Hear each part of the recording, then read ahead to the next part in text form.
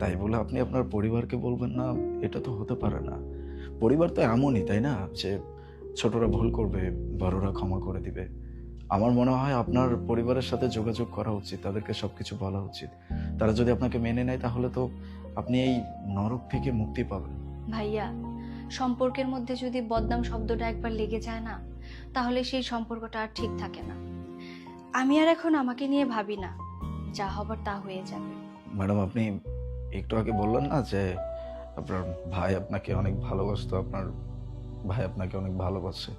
আপনি তো চাইলে আপনার ভাইয়ের সাথে যোগাযোগ করতে পারতেন, কারণ ভাই বোনের ভালোবাসা তো এমনিতেই অন্যরকম হয়, আলাদা হয়। আপনি বাবা মাকে বলতে পারতেছেন না, ওকে ফাইন, আপনার ভাইকে বলতেই পারতেন।